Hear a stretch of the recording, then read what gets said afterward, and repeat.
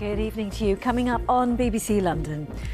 A burst water pipe brings flooding and frustration to parts of West London. Residents show us the damage to their homes, unsure of when they'll be allowed back. The water was just gushing down here like it was like a fast river. So it all came into the house. The entire of our ground floor is just gone. So everything.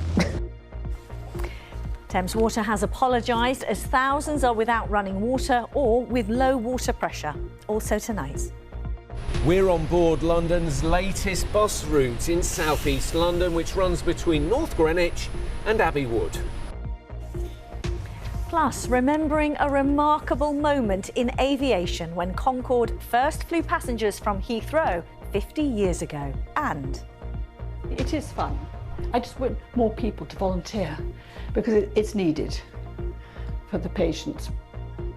we meet Honor, the NHS volunteer honoured for her years of service to patients in hospital wards.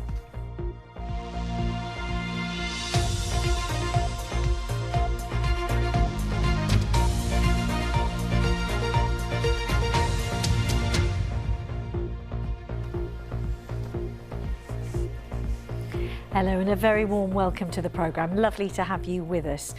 First tonight, imagine waking up to this outside your home, flooding caused by a burst water mains pipe.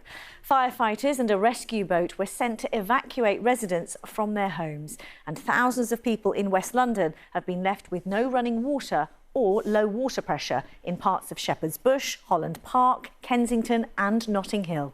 Our reporter Harry Lowe has spent the day in the area.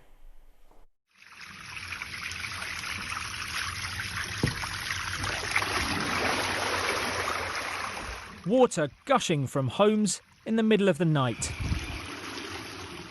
After a large pipe burst, 600 litres a second flowed into places not designed to be underwater. Doors almost shot us out. Our sofa is floating. Julia spent years doing up her home, which is now ruined. Devastated, actually, because just got it to a place where you wanted it to be. It's winter, it's getting nice and cosy. Just had all new windows fitted in the house only last week. And yeah.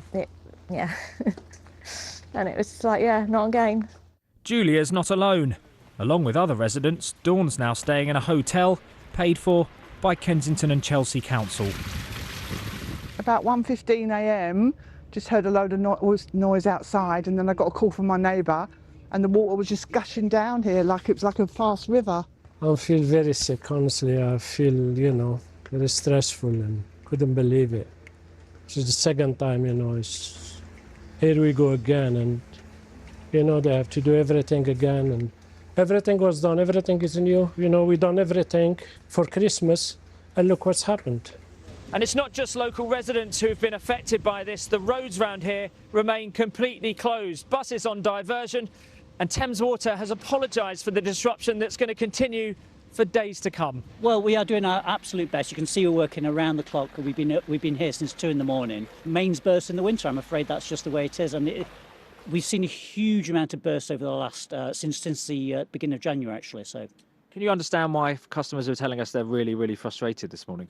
I can absolutely understand it, and my heart goes out to everyone, particularly those poor customers that we've flooded. So, absolutely, I completely understand that. The local MPs called the flooding shocking, and although vulnerable customers are getting bottled water On the roof. people here want answers from Thames Water. Why does this keep happening to us? Because it happened in 1980, it happened in the 90s, it happened in 2021, and it's now happened again. So why does this keep happening?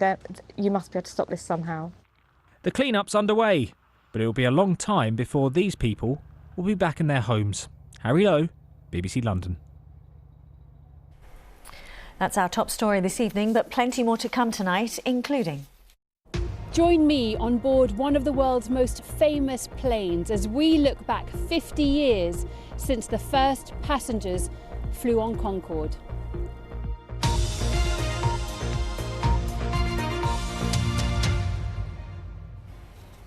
Next, the Superloop bus network that links outer London continues to expand.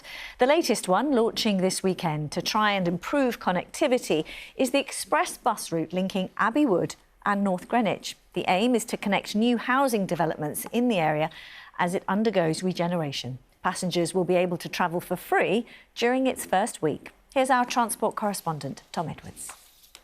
I'm so excited to get on the bus. Are we ready? Let's go!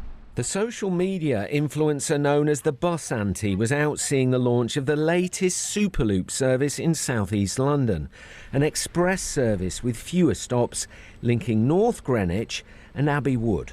I'm excited because I think that will allow a lot of Londoners to get to see more of London. At least sometimes you have to wait for a long time to get on the bus, and some places it's difficult to get to. So the more buses, routes they can make available, I think it's absolutely fantastic. Part of this service will link to here, Thamesmead waterfront. Developers want to build thousands of homes.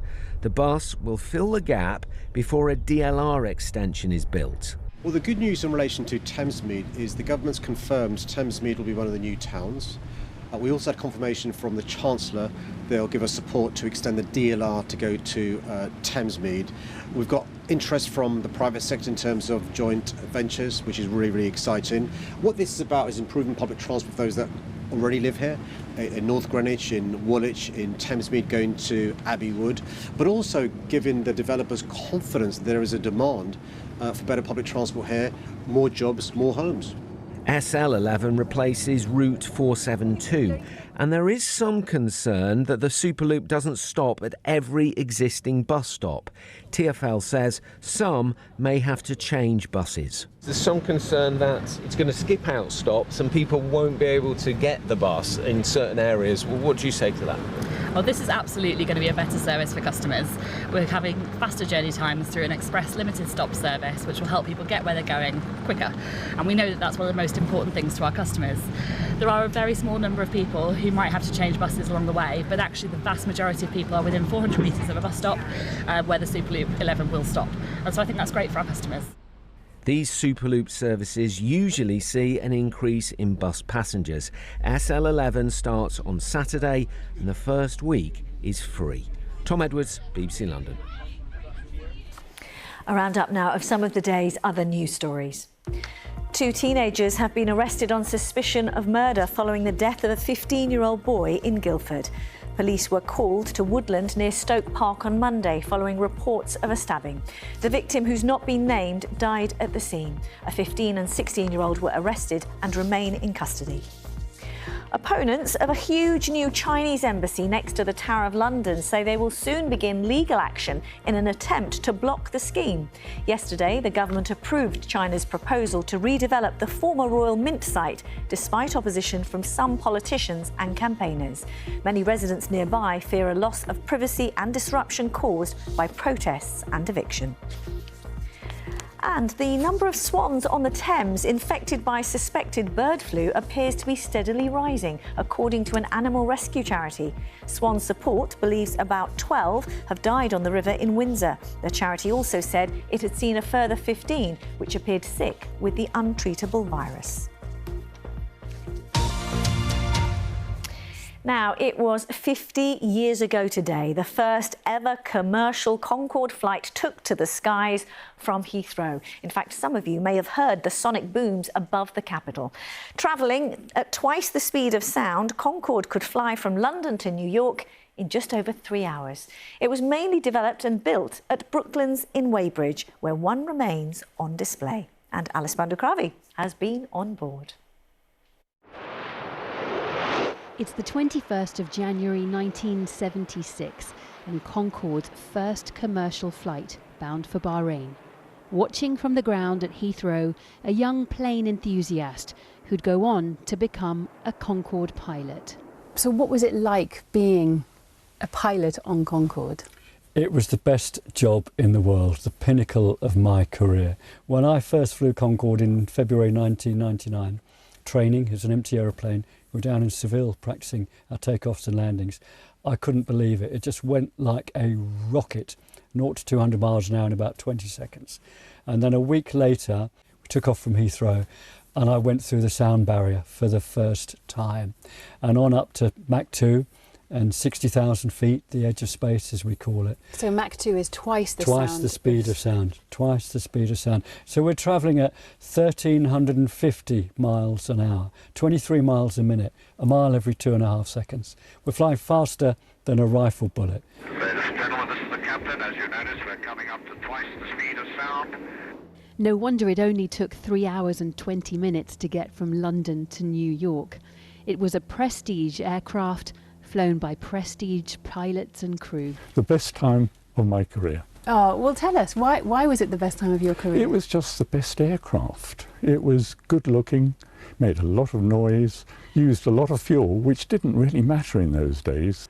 And we had lovely passengers. They were all either show business or sometimes, or the bulk of them were businessmen. For more than 2 decades, there was enough demand for the supersonic service to survive. But in 2000, there was a fatal crash, and after worries about its massive running costs in a post-9/11 world, Concorde was grounded permanently, much to the chagrin of the jet set who flew her. I'm very sad for the future of civil aviation, because as far as I'm concerned, this was a huge step in technology and being able to travel supersonic speeds. Nowadays, the closest you'll get to flying Concorde is visiting this one at the Brooklands Museum in Surrey, where she reminds us of a bygone era, the golden age of travel. Alice Bandukravi, BBC London. What a moment it must have been. OK, taking a brief look now at more local stories on BBC News. How newborn babies at an NHS trust in Hertfordshire will be screened for 200 rare genetic conditions as part of a pioneering national study. In Dartford, further delays to the reopening of the Orchard Theatre. That's after a type of concrete known as rack was found in its roof. And over in Essex, more than 40 animals, including guinea pigs and rabbits, have been rescued from a fire at a pet shop in Harlow. For more on that and the other stories where you live, just head over to the BBC News app.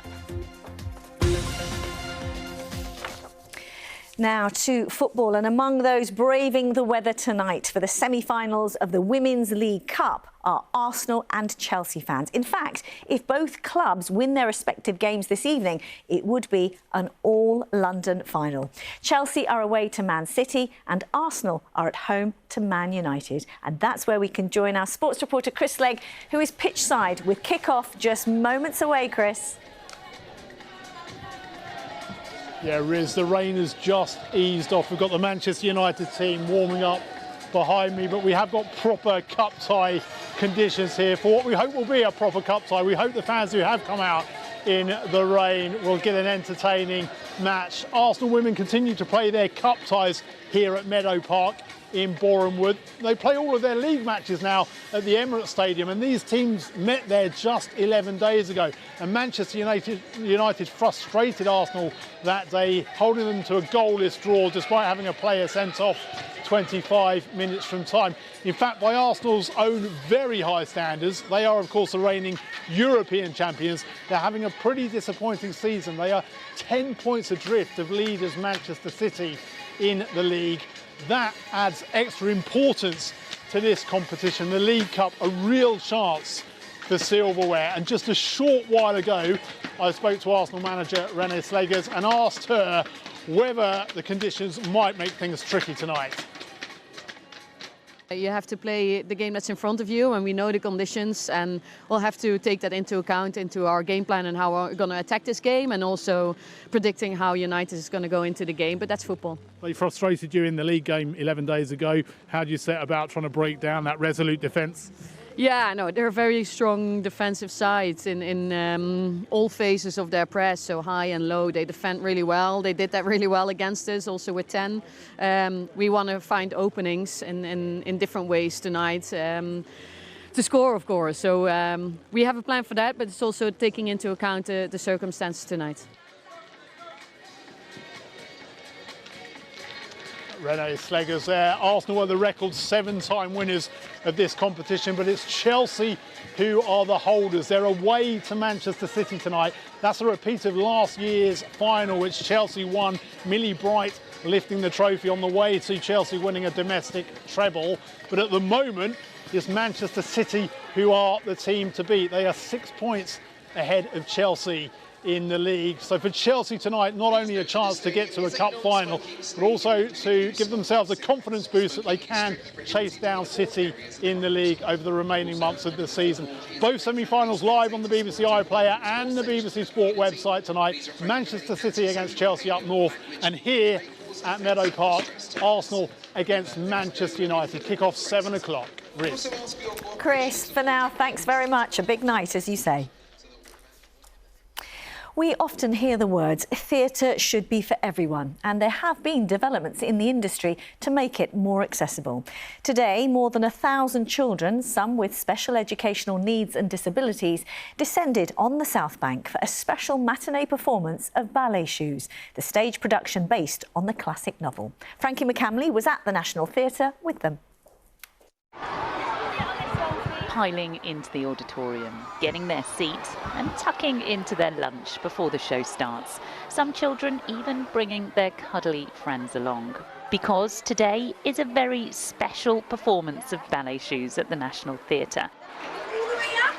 Not just because the cast are out giving dance lessons, but also the audience coming to watch.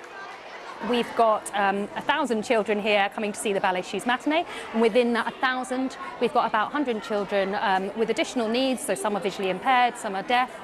We've made sure that we are laying on a menu of things for them to make sure that they can enjoy the show as much as possible. So we have BSL interpretation for them on stage, and we also have captioning, and then we have the amazing Eleanor doing the audio description for them. House splits in half. And that amazing Eleanor is tucked away at the back of the theatre. The 14-year-old became the first visually impaired person to audio describe a performance at a UK theatre when she was just 12. An old lady crosses the space from left to right. She's reading Braille to describe what's happening during the show. Her voice is then transmitted to those audience members who struggle to see everything that's going on. It means so much to me to be able to do this for other children, because audio description means so much to me, and this might be their first experience of it, so I'd like it to be a good one. What do you want them to take away from this? I just love them to enjoy the show how their peers enjoy it. That would mean the world to me. Some of those youngsters who will be listening are from the Royal Greenwich Sensory Service. They say Eleanor's support is going to be vital. I wouldn't really know what was happening because I couldn't see the stage clearly. I like the headphones because it helps me hear clearly what's going on. It's going to be more best time beneficial for me to hear what's going on to the play. As for the cast, it is an extra special day for them too. It's for everyone, so it's really important that we have this, whether it's integration, BSL, audio or touch tours, like you said. It's crucial because everyone gets a chance to sort of feel it. And if you think back, I don't know if you're a theatre goer, but if you think back to your very first experience, if you love it, it's magic. She opens her music on the stand. Magic on the stage and off it, as back in the director's box. Eleanor helps bring that magic to life for everyone. In the auditorium and on stage. Frankie McCamley, BBC London. OK, taking a moment now to look ahead to something we'll be covering tomorrow and would like to hear your experiences. Across the BBC, we'll be taking a closer look at how the NHS is coping with some of its biggest pressures. Our teams will be inside hospitals across London, seeing how staff are managing. We'll also be celebrating those who play a vital role as volunteers. Honour here is one of them, a volunteer for 15 years at the Royal London Hospital, delivering refreshments to patients. She has now been awarded a British Empire Medal for her service. I'm Honour, and I'm a volunteer at the Royal London Hospital for the Friends of the Royal London Hospital. This is my trolley, but the trolley stays parked here for the moment because we're now visiting patients in dialysis. Hello, how are you? Oh, nice to see you. Excellent. I mean, I brought you your metro. Okay. Every day is different. The camaraderie in a hospital, you cannot compare to anything else. It's just absolutely amazing, the amount of people you know of all walks of life. And it's very invigorating. All right, Beverly, I'll see you next week. Okay? And that's just the staff. And then you meet the patients and their stories. You might meet somebody and you'll never see them again. But you've learnt so much, and hopefully you've been able to cheer them up. How are you doing? Have you had a good week? This is Lisa. It was also the staff buy things from the trolley, and it helps them because, as you can see, it's a massive hospital. So what did you want? Your Coke, okay? I think it's supposed to be 26 miles of corridor. It's 26 miles of corridor and 6,000 doors. 26 miles? Yeah, so it's a marathon. We have chocolates, which a lot of patients will buy for the nurses, actually, and biscuits and the drink selection of... But what has helped enormously this year, you would never think that this could happen, was that I actually was a patient here. And I had to have... I was actually diagnosed with stage 4 ovarian cancer. So I've been through what a lot of patients have had to go through. When I go into 3D, which is where the patients have come from high dependency, I just know what they're going through because it's in your mind. You can't clear that mind. And so I can help them by saying, well, have you given yourself a little treat today?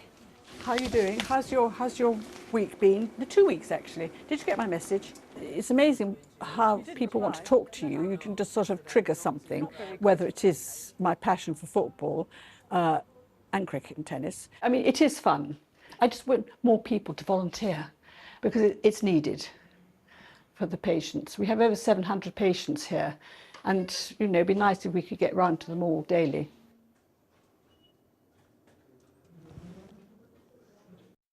And thanks to the lovely Honor for letting us accompany her on her trolley rounds. But what about your NHS heroes? Grab your phone, because if someone has made a real difference to you or your family, please do share the story. Perhaps a nurse, a porter or volunteer lifting your spirits when you needed it most. Just scan the QR code there to send us a WhatsApp, or you can email us. The address, hello@bbclondon@bbc.co.uk. And now it's time for the weather with Kate. And after all the rain today, how is tomorrow looking? Well, not a huge amount better, I'm afraid, as I'm getting a lot of complaints this week because of the rain. It has been grey, it's been wet, it's been blustery, and it really hasn't stopped all day today. You can see down here in Westminster. Now, we have had quite a lot of rain across the board. These are the totals we've had across the region. Up top of the Surrey Hills, 33.2 millimetres. That's in the last 24 hours, back to 6 p.m. tomorrow. This is how much rain we've had through today. Some places over 20 millimetres. So it's still raining as we head into the evening. This low pressure pushing the fronts towards us, that's bringing the rain. It's also bringing the breeze as well. It's a southerly breeze. The temperature, though, hasn't been too bad. We've been in double figures, and overnight tonight is going to stay very mild as well. Now, we've got further rain. You can see some of the bursts quite heavy through the night. It's not stopping. Minimum temperature, central London 9 Celsius, which is where it should be during the daytime. So it just shows how mild it is.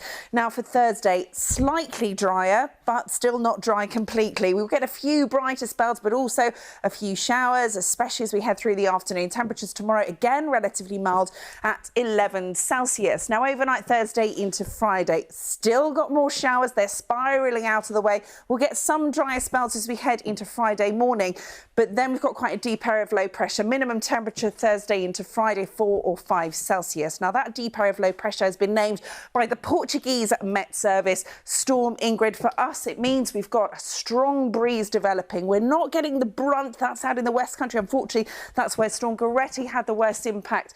For us, we will see some rain through the course of Friday, especially in the morning, but it will start to lift, becoming drier by the end of the day. And the good news is, if you can wait this long for a drier day, a bit of respite as we head into the weekend. Saturday is looking dry, and we'll even see some sunshine. Next week, it is getting much colder. Rest.